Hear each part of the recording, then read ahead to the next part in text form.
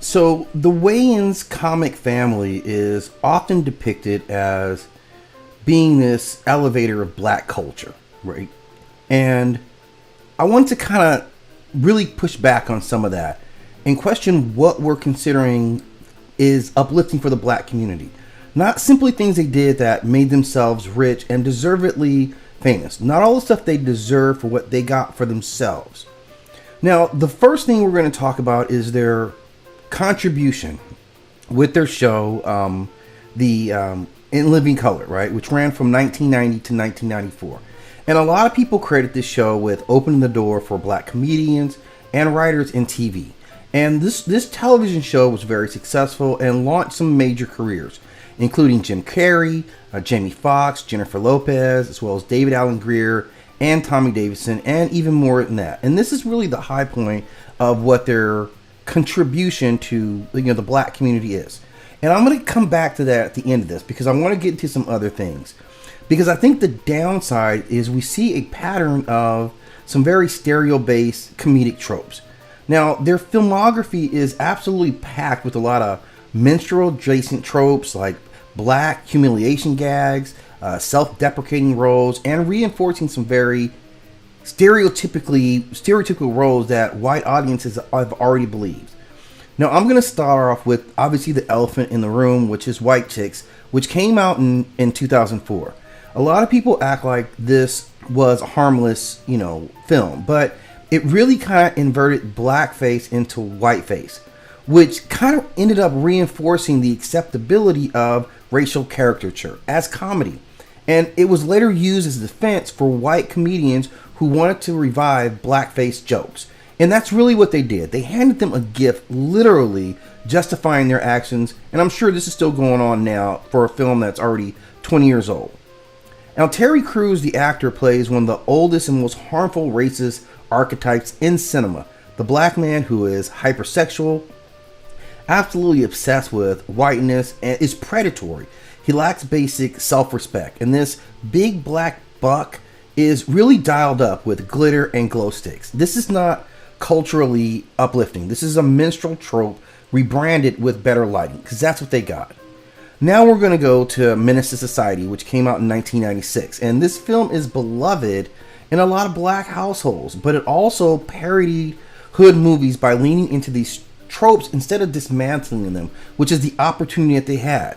So every trope that exists, the deadbeat dad, the weed head, the hyper-violent gangbanger, the over-sexualized woman, is all exaggerated for laughs. So parody can critique, but their version doesn't offer any real critique, no real pushback on any of the things that we say are not good for cultures.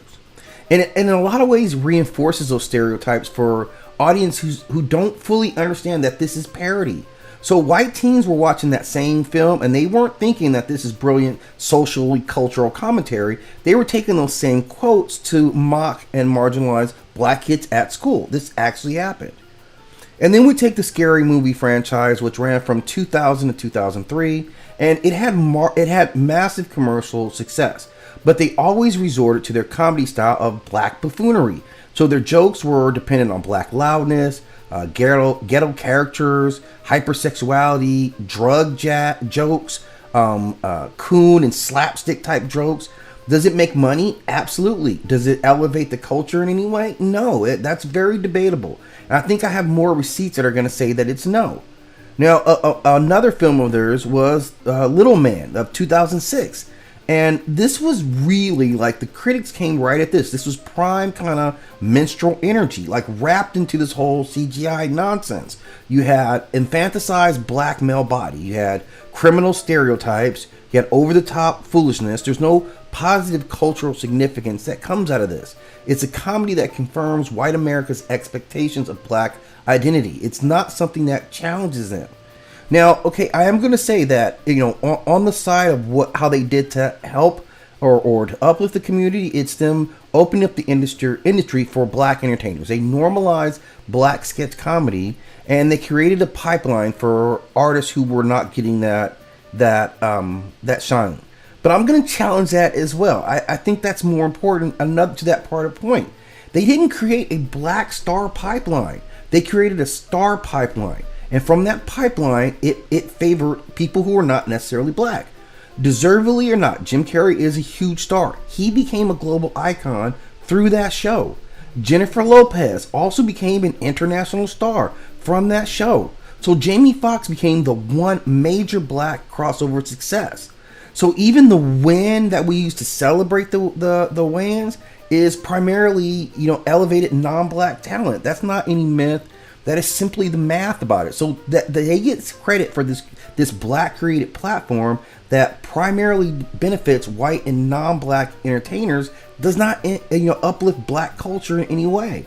And this is something where, did they do this to provide cultural labor for someone else's rise?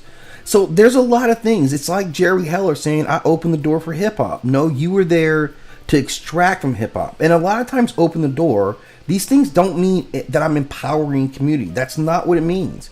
This is a black creator who's being successful in Hollywood, doesn't translate into the black community receiving any type of structural benefits. So we can say that. Are there measurable writers who gained access into Hollywood in any major way?